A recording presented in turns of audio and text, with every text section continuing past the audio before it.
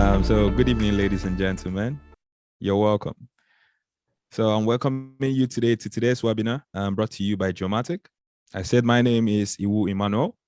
I'm a GIS engineer with the Geomatic Group, and I'll be your host and moderator for today's event. So today is a very special day for GIS enthusiasts and professionals alike. Today we're here to mark the GIS Day celebration by exposing ourselves to some less familiar concepts in the field of GIS. And these concepts hold the capacity to further advance our current ability to store, to analyze, and to also make business decisions based on spatial data. This is exactly what our experts will be helping us understand today. The topic of discussion today is the strategic importance of spatial data infrastructure. Ou bien en français, on dit l'importance stratégique des infrastructures de données spatiales.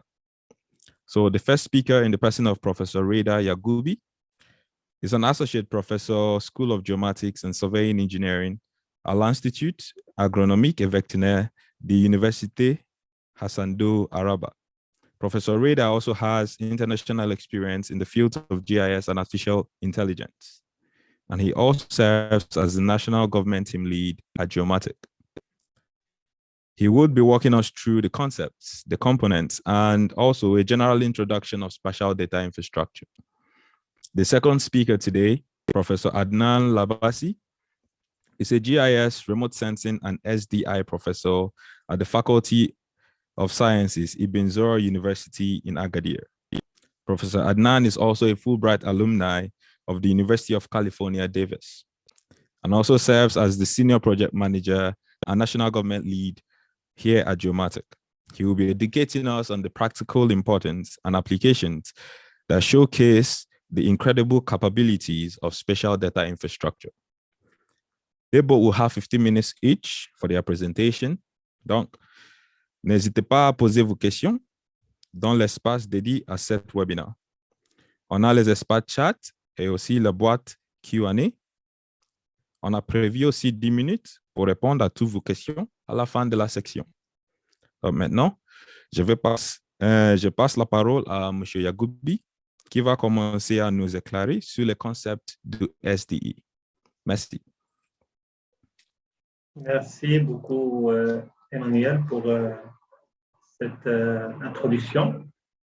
Donc, j'ai vraiment le grand plaisir d'être avec vous aujourd'hui pour parler ensemble des concepts relatifs au Spatial Data Infrastructure. Donc, c'est un grand plaisir pour moi pour être parmi vous et aussi je tiens à remercier tous les participants virtuels à cette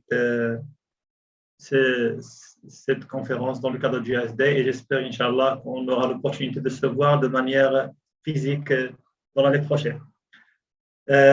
Donc, sans trop tarder, je vais commencer à vous introduire certains concepts qui sont théoriques puis fondamentales pour bien comprendre les SDI, infrastructure de données spatiales. Donc, je ne sais pas, Emmanuel, si vous m'entendez bien, tout est clair pour que je puisse continuer.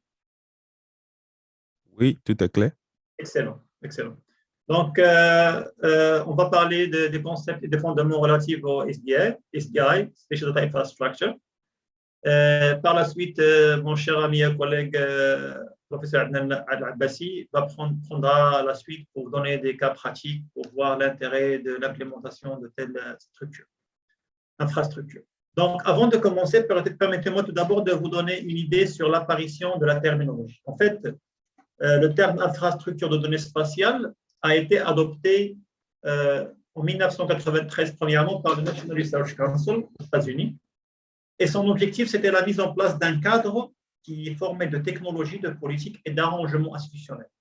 Et gardez bien ces trois mots, technologie, politique et arrangements institutionnels, afin de faciliter la création de la donnée spatiale, l'échange de la donnée spatiale et la diffusion de la donnée spatiale. Donc, ce concept qui a été tout d'abord proposé par le National Research Council, il se focalisait plus sur les arrangements entre les institutions appartenant au gouvernement des États-Unis. Donc, par la suite, de plus en plus, ce concept est de plus en plus adopté par la communauté internationale et plusieurs définitions commencent à apparaître pour donner un scope beaucoup plus large à ce concept de SDI. Parmi les définitions les plus, comment dirais-je, adoptées par la communauté internationale, soit en termes professionnels et également en termes académiques, c'est la définition proposée par le Global Spatial Data Infrastructure Association, qui définit SDI as a basis for spatial data discovery, evaluation, and application for users and providers within all levels of government, commercial sector, the non-profit sector, academia, and by citizens in general. Donc, si on remarque dans cette définition, Emmanuel, vous m'entendez encore? Parce que je crains que la connexion est instable. C'est bon? Oui, c'est bon. D'accord. Dans mon côté, c'est bon. Dans cette définition, on remarque que la définition, elle est beaucoup plus large comparativement à celle qui apparaît en 1993. Parce que là, on voit les utilisateurs et les providers, les producteurs de données, et même le niveau d'engagement, il n'est plus seulement limité aux institutions gouvernementales, mais également au secteur commercial, au secteur de but non lucratif, aux chercheurs, aux universitaires et également aux citoyens, monsieur, madame, tout le monde. Donc, ce qui veut dire que ce concept-là, il influence de plus en plus la vie quotidienne, je pourrais qualifier cela, des citoyens. Maintenant, pourquoi ce concept, il est très important? Donc, pour deux éléments principaux. Le premier élément, c'est la collaboration. Parce qu'en fait, les défis actuels qu'on doit faire face, auxquels on doit faire face, ils sont de plus en plus complexes. Donc, ce qui veut dire, nous devons avoir beaucoup plus de données géospatiales. Et généralement, ce sont des données qui proviennent de plusieurs organisations. Donc, ce qui veut dire que nous aurons besoin d'une collaboration multi-organisationnelle pour développer, pour produire des solutions efficaces et durables. Auparavant, il était possible, il était même concevable qu'à l'intérieur d'une même organisation, il peut y avoir plusieurs départements. Et chaque département a sa propre donnée géospatiale.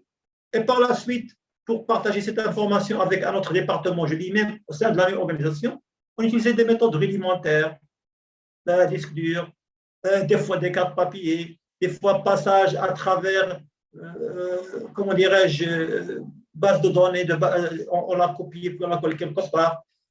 Mais, et d'ailleurs, ces pratiques-là, elles existent encore, hein, et il faut être conscient de cela. Mais, de plus en plus, les problèmes deviennent complexes. Il s'est avéré que ces méthodes-là ne sont plus appropriées à l'intérieur d'une même organisation. Donc, on a évolué vers une autre logique, c'est que le même jeu de données spatiales, il est fédéré à l'intérieur d'une même organisation. Donc, tous les personnes à l'intérieur d'une même organisation peuvent accéder, utiliser le même jeu de données, bien sûr, en se basant sur des protocoles bien définis, ce qui facilite le partage de la donnée, ce qui améliore les processus de travail et ce qui permet de proposer des solutions efficaces. Donc, ce partage pourrait se faire à travers des entrepôts, à travers des serveurs, à travers des clouds, etc. Mais maintenant, à l'ère actuelle, même cette approche n'est plus efficace pour certains problèmes. Parce qu'il peut y avoir des données qui existent chez d'autres organisations, d'autres institutions dont une institution X aura besoin.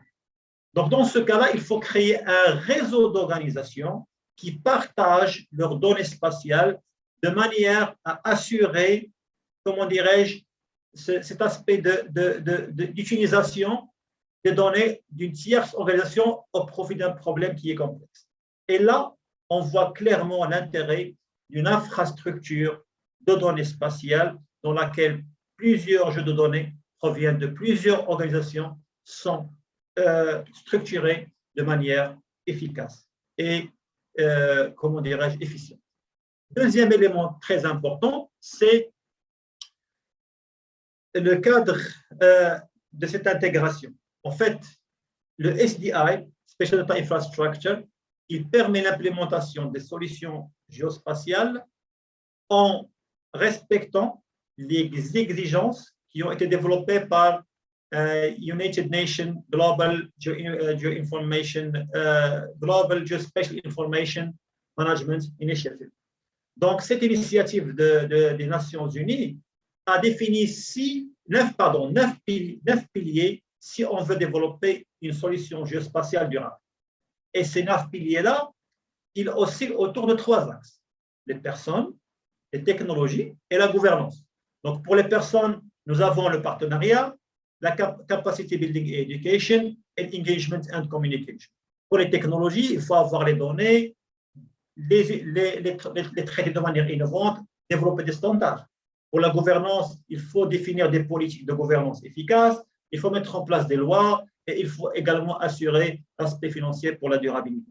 Donc, tous ces aspects-là, si on veut l'implémenter de manière efficace pour des solutions géospatiales, il est primordial d'utiliser un système, d'utiliser le Spatial Data Infrastructure comme étant un paradigme d'implémentation.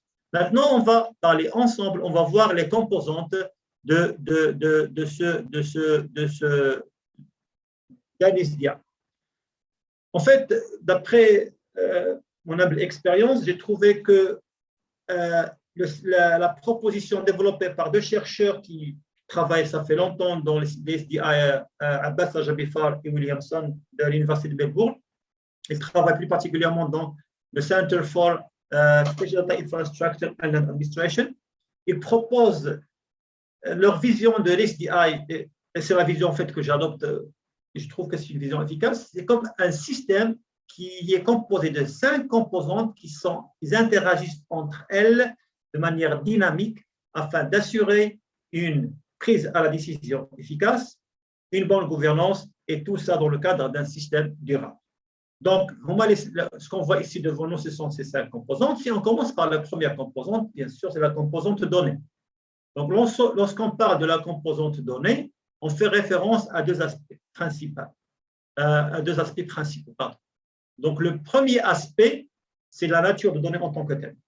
La donnée qu'on va mettre à l'intérieur de l'infrastructure de données spatiales. Est-ce qu'il s'agit de données de base, des cartes topographiques, des fonds de cartes, des fonds d'images satellitales, un modèle numérique de terrain, etc., qui sont généralement utilisés pour plusieurs finalités, ou des données thématiques, couverture du sol, données, informations sur la température, couvert forestier, etc., ou même des données qui sont de plus en plus utilisées, des données drones, des capteurs IoT, etc. Donc, tout ça, ça pourra être inclus à l'intérieur d'une base d'un SDI.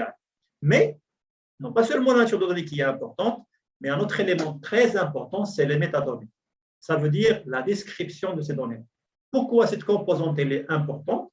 Parce que lorsqu'on va mettre une donnée à l'intérieur d'un SDI, il faut savoir la nature de cette donnée-là, il faut savoir comment elle est structurée, comment elle est écrite, et ça pourra par la suite faciliter, comme on va voir, le processus d'interopérabilité pour l'utiliser dans d'autres solutions. Le deuxième aspect qui est important, c'est les personnes. Et là, lorsqu'on parle de personnes, comme je viens de dire auparavant, c'est qu'on parle de producteurs de données, data providers, et data users, les utilisateurs, données spatiales. Et pour chaque type de personne, on aura des catégories. Et pour chaque catégorie, on doit définir des droits, on doit définir des restrictions et on doit définir des responsabilités. Parce que le producteur de données qui va donner les données-là pour être utilisées par d'autres organisations, il sera comme le responsable de sa maintenance et de sa qualité. Troisième élément, c'est les technologies. Lorsqu'on parle de technologie, on parle, bien sûr, bien évidemment, des technologies relatives au stockage. Est-ce qu'on parle quel type de base de données? Est-ce qu'on parle des entrepôts de données? Est-ce qu'on parle d'une architecture qui est serveur, une architecture qui est cloud, des big data, etc. Et le deuxième élément important, c'est quelle infrastructure va me permettre d'accéder à ces données-là. Est-ce que je vais accéder à travers une architecture client-serveur? Est-ce que je vais accéder à travers des services cloud?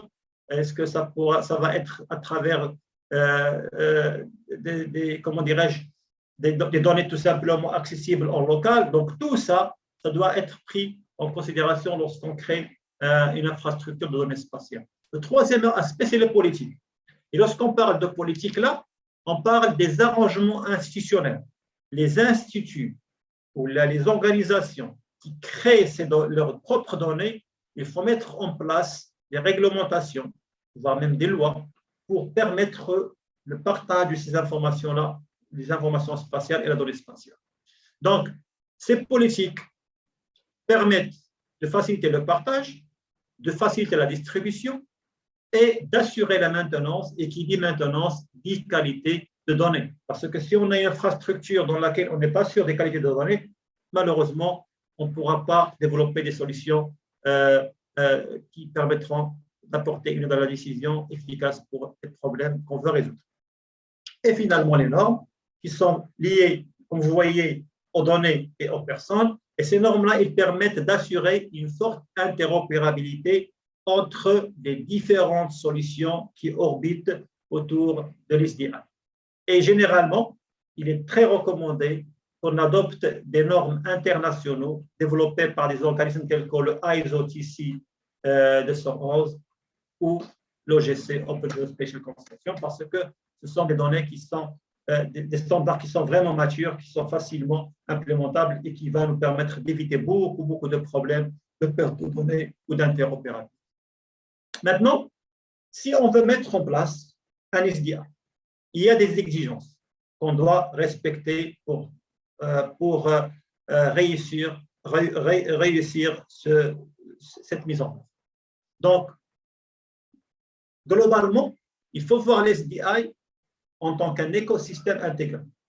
Qu'est-ce que je veux dire par un écosystème intégré? C'est que les différentes composantes de l'SDI, ils sont interreliés de manière intégrée. On ne sent pas qu'il y a une discordance entre ces différentes composantes.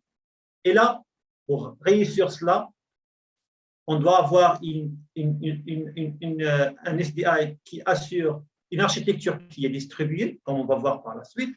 On doit assurer que les données utilisées sont accessibles et libres et que notre SDI soit adaptatif et flexible avec différents besoins. Donc ça, c'est la logique d'un SDI en tant qu'écosystème intégré. À travers cette logique-là, 4 exigences majeures doivent être prises en considération. Premièrement, une gouvernance collaborative. Donc, il faut assurer, à travers des solutions, des produits, des services, que la gouvernance soit assurée, une bonne gouvernance. Et collaborative, ça veut dire plusieurs organisations sont impliquées dans cette gouvernance afin d'établir une stratégie spatiale, des politiques et des bonnes pratiques. Ces éléments-là, ils doivent être adoptés par les différentes parties prenantes qui orbitent autour du SDI. Donc, toutes les institutions qui vont adopter cette approche-là, ils doivent se mettre d'accord sur ces stratégies, sur les politiques, sur les bonnes pratiques à adopter pour qu'on puisse réussir ensemble la mise en place d'un SDI. Le deuxième élément, c'est le renforcement de capacités. Qui dit renforcement des capacités, c'est élever le niveau, soit des utilisateurs, parce qu'ils doivent être avertis, ou même également les providers de données. Donc, il faut assurer des programmes de mise à jour et même d'acquisition de nouvelles compétences pour assurer la durabilité d'un SDI dans le temps. Le troisième élément, c'est l'engagement. Qui dit engagement, dit que les différentes institutions s'engagent à assurer la durabilité de l'SDI. Vous voyez que le terme durabilité se répète parce qu'on peut implémenter un SDI aujourd'hui. Si on ne met pas des mécanismes pour assurer sa durabilité, après 2 ans, 3 ans, il ne sera plus utile. Donc, il faut, lorsqu'on met en place un système d'infrastructure, une Spatial Data Infrastructure, il faut mettre les mécanismes pour assurer son durabilité. Et la durabilité d'un SDI, il est principalement lié à l'engagement des institutions pour produire des données ouvertes. Qu'est-ce qu'on veut dire par données ouvertes? Ce sont des données que je peux trouver facilement. Je peux trouver la donnée. mais le fait de trouver la donnée, ça ne veut pas dire qu'elle est accessible. Je peux trouver la donnée, mais peut-être je n'ai pas le droit d'accès. Donc, il faut avoir des données qui sont repérables et par la suite accessibles et interopérables et réutilisables. Donc, ces 4 aspects qu'on appelle en anglais FAIR principles, F, findable, accessible, interoperable and reusable, donc permettent de développer des solutions inclusives qui permettront aux différentes catégories de population d'utiliser le SDI. Bien sûr, il faut respecter, comme on vient de dire, certaines restrictions en termes d'accès, en termes de droits d'utilisation. Donc, ça, ce sont des choses, parce qu'il y a différents niveaux d'utilisation, mais le principe, il faut toujours le garder à l'esprit. Et quatrièmement, c'est les technologies qui doivent être au fil pointe et les derniers cris technologiques, parce qu'on sait bien que le volume de données augmente, les besoins de real-time decision making, ils sont là. Donc, il faut proposer des technologies qui permettront d'assurer une efficacité de stockage, une efficacité de partage et une rapidité du traitement des données géospatiales. Donc, je laisse la parole à mon cher ami et collègue, professeur Abdel Abbassi. Et bien sûr, si vous avez des questions, n'hésitez pas à les poser. On est là pour vous répondre. Merci beaucoup. À vous la parole, cher Emmanuel. Merci beaucoup, Sereda, pour cette introduction concernant les principes composants du SDI. Je vais continuer la présentation. Donc, je vais présenter un peu les différentes applications, bien les différents exemples qu'on utilise pour le SDI. Et bien sûr, je vais parler aussi sur le rôle de la recherche et l'éducation dans ce domaine.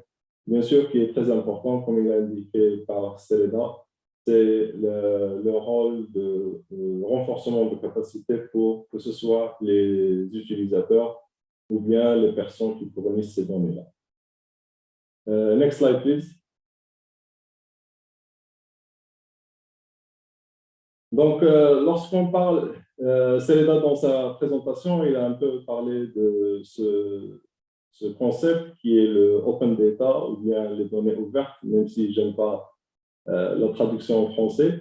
Donc, ce sont des données qui devraient être normalement libres et accessibles à tous pour qu'ils soient bien sûr utilisés et republiés à leur guise, sans bien sûr restriction de droits d'auteur, de brevets ou bien de mécanismes de contrôle.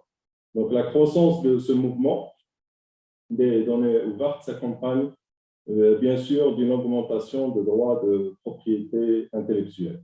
Donc, la philosophie derrière les données ouvertes est établie de longue date, mais le terme open data est récemment par rapport bien sûr à la popularité avec l'essor de ce qu'on appelle d'Internet du World Wide Web, et surtout avec le lancement d'initiatives gouvernementales de données ouvertes telles que le Data.gov.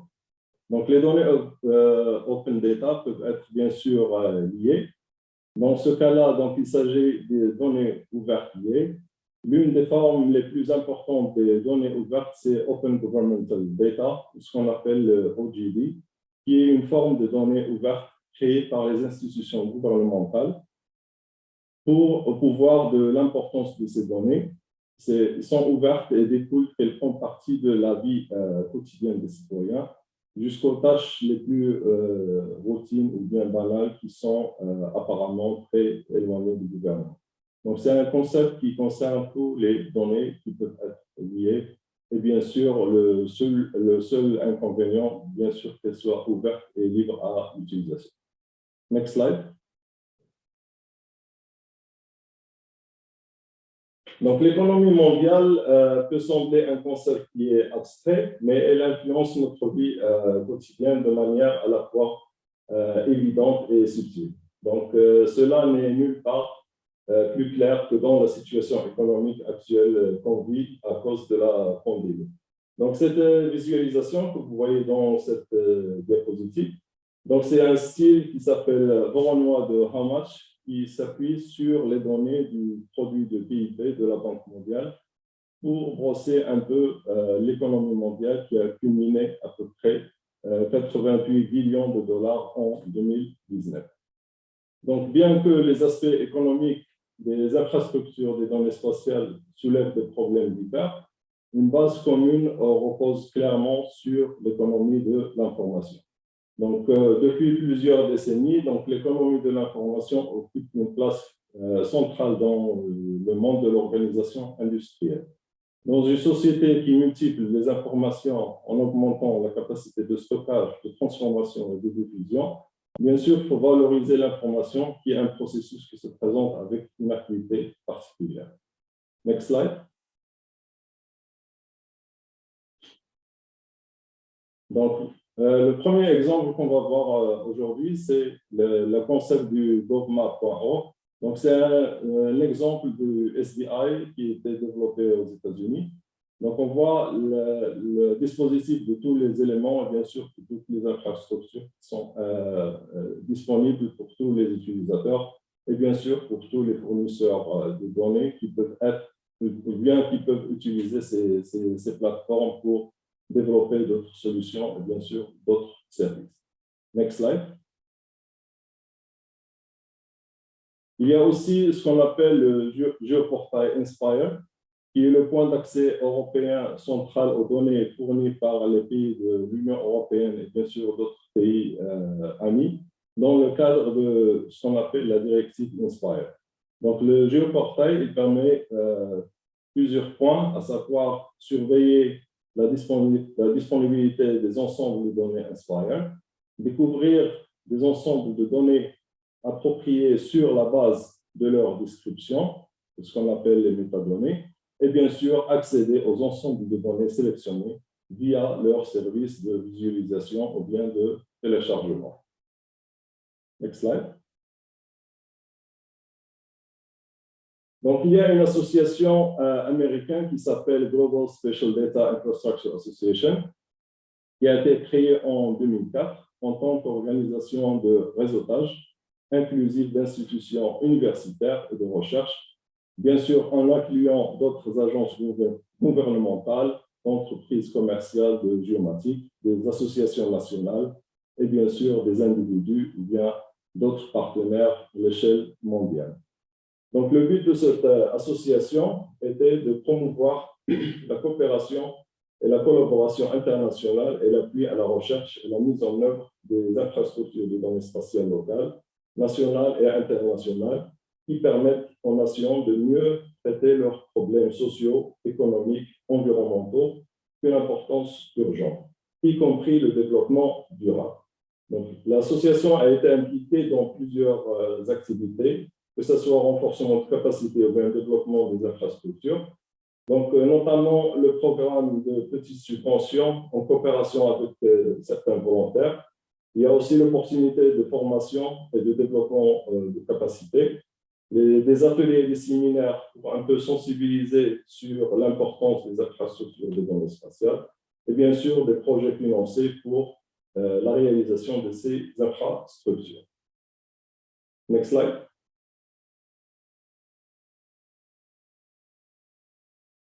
Esri, le partenaire premier ou bien le leader international en matière de systèmes d'information géographique, a annoncé ce qu'on appelle les Africa GeoPortal. Donc, il a été développé sous la plateforme d'ArcGIS. Donc, ce portail est compile le contenu d'Esri et de ses partenaires. Bien sûr, il permet aux organisations gouvernementaux et non gouvernementaux, mais aussi aux entreprises, chercheurs ou particuliers, d'accéder gratuitement à des données et des images qui leur permettent de réaliser leurs études et analyses spatiales. Donc, selon ces initiateurs, ce géoportail doit servir à accompagner les challenges du continent africain en termes de développement économique, social, climatique et environnemental. Next slide. Donc, ce portail, il fournit, comme j'ai expliqué, pas mal de données et bien sûr pas mal de services. On va prendre par exemple le soil moisture, ou bien l'humidité du sol. C'est un indice qui est très important dans l'agriculture et on sait très bien son importance dans le suivi de l'irrigation et bien sûr l'utilisation de l'eau dans le domaine agricole. Next slide.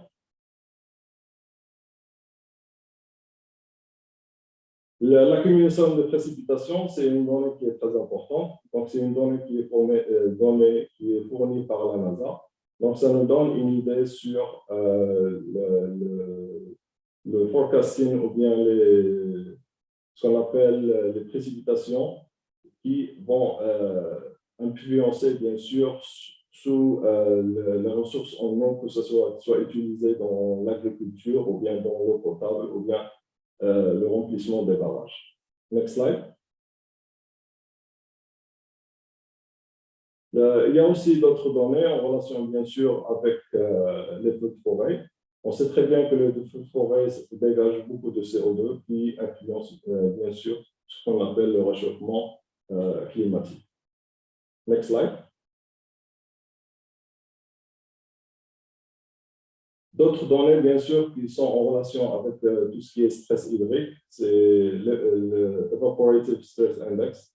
Donc, cet indice, il est utilisé par les farmers ou bien par les agriculteurs pour donner une idée sur l'évaporation. Et bien sûr, c'est un indice qui est très important dans le cycle phénologique et bien sûr, qui peut influencer sur le rendement et la sécurité alimentaire. Next slide. Un autre exemple d'infrastructure de données spatiales, ce qu'on appelle SOIL, c'est une plateforme qui a été développée en partenariat avec la Chine et l'Union européenne, qui a pour but de fournir des données liées ouvertes pour surveiller l'état et les menaces du sol à l'aide de prises de décision pour un soutien durable des fonctions agro-écosystémiques, compte tenu du changement, bien sûr, climatique prévu. Grâce à des modules personnalisables, donc la plateforme il fournit des observations qui vont soutenir la gestion judicieuse des sols au niveau du terrain et fournira une vitrine de bonnes pratiques en matière de gestion de sol, à la fois pour l'Union européenne et bien sûr pour la Chine. Next slide. Donc, en développant cette plateforme, elle va fournir des données liées ouvertes, ou bien ce qu'on appelle open data, pour surveiller l'état et les menaces des sols et à l'aide prise à la décision pour un soutien durable des fonctions de l'agro-écosystème.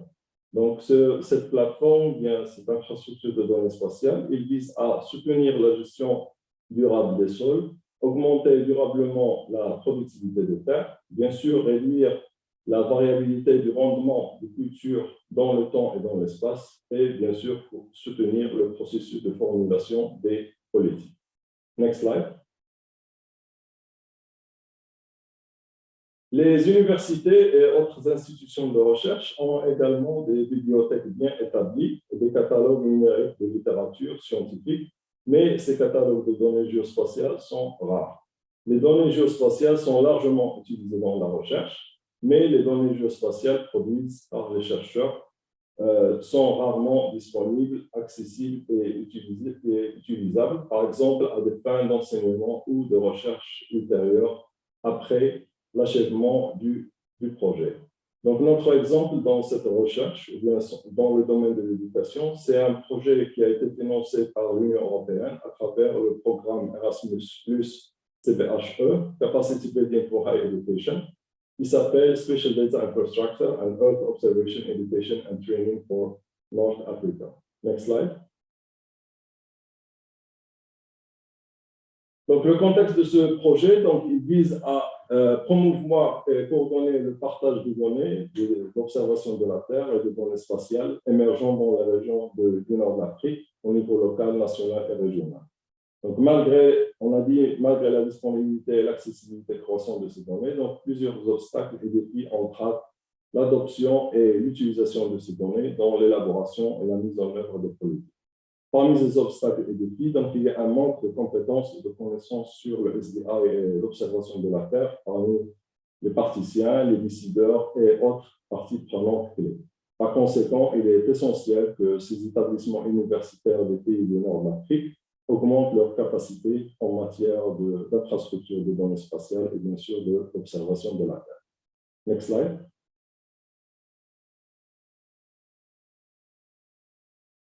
L'objectif du projet CID pour aînés est d'améliorer bien sûr la qualité de l'enseignement supérieur dans l'Afrique du Nord à travers un nouveau curriculum des matières et des modules en relation avec le SDI et Earth Observation, et bien sûr de renforcer sa pertinence pour le marché du travail de la société grâce au développement des programmes d'enseignement innovants et bien sûr nouveaux. Donc l'objectif du projet, c'est d'aider à introduire des cours modernes du SDI et d'observation de la Terre, en particulier dans les études d'ingénierie, l'agriculture, foresterie, mettre en œuvre des programmes de formation professionnelle pertinents pour les partenaires, aider les universités partenaires à soutenir le développement du SDI dans leur pays, et bien sûr promouvoir une approche européenne du SDI et de l'observation de la Terre. Next slide. Donc, le consortium de notre projet est constitué de 14 universités, dont 2 font partie du Maroc. Il y a l'Université de Nozo et l'Institut agronomique vétérinaire Hassan II. Next slide. Donc, le concept de ce projet vise un large spectre, prenant part les participants du projet, le consortium. Et bien sûr, on aura un impact sur les autres institutions de l'enseignement supérieur avec partenariat ou bien collaboration des partenaires et bien sûr élargir l'importance du SDI et les techniques d'observation de la Terre pour les utilisateurs et bien sûr tous les fournisseurs de données. Next slide. Donc, le curriculum de ce projet, donc, il vise à introduire des modules et bien des cours, que ce soit dans le système bachelor, master ou PhD. Donc, ces modules sont en relation avec les systèmes d'information géographique, les infrastructures de données spatiales, comme le concept qui a été présenté par mon collègue Seleda, et bien sûr d'autres nouveaux concepts en relation avec le big data et les services de géolocalisation, les nouvelles techniques d'observation de la Terre, y compris les méthodes de télédétection, ou bien l'introduction de l'utilisation des images de drones, ou bien de lasergrammétrie, et bien sûr l'application de ces cours, ou bien de ces modules dans des domaines qui sont en relation avec les lignes, ou bien les grandes stratégies du pays, et pourquoi pas en collaboration avec d'autres pays africains. À la fin, on peut dire que les infrastructures de données spatiales peuvent créer un environnement réussi pour les parties prenantes et les décideurs afin d'atteindre les objectifs à différents niveaux, que ce soit administratif ou politique, lorsqu'ils coopèrent tous les deux avec leur travail, ils partagent leur réalisation, bien sûr, ils utilisent une technologie qui améliorera leur travail sans perdre de temps et d'argent. Donc, récemment, les systèmes d'information, les infrastructures de données spatiales ont été employées dans de nombreux pays à travers le monde en raison de son importance et a été employée à différents niveaux, que ce soit à l'échelle mondiale, régionale, nationale, secteur privé et autres organisations. Donc, l'infrastructure de données spatiales nationale est confrontée à plusieurs défis dans sa mise en œuvre. Donc, cette infrastructure donne la possibilité de partager les données, bien sûr, d'éviter les pertes de temps, d'efforts et de ressources qui conduisent à la duplication du travail afin d'obtenir des résultats ou bien des données entre différentes agences ou départements gouvernementaux. Donc, je tiens à vous remercier pour votre attention et Happy GIS Day. Merci beaucoup. Merci beaucoup, Michel Adnan. Thank you very much for your presence today. Thank you. Thank you also. Would like to extend our thanks to Professor Reda Yagoubi and also Professor Adnan. Thank you today for sharing what you know with us. And thank you today. Thank you everyone for being here, taking out your time to be here today. We appreciate your time and we appreciate you being here with us. I hope you learned something new today. And if you have any questions, you can send it to us at event@geomatic.ma. event@geomatic.ma. I would also type it into the chat box. So if you have any questions for any of our speakers, please feel free to ask them and we'll respond to you individually. Thank you again for being here. And this has been GIS Day. Thank you for celebrating with us.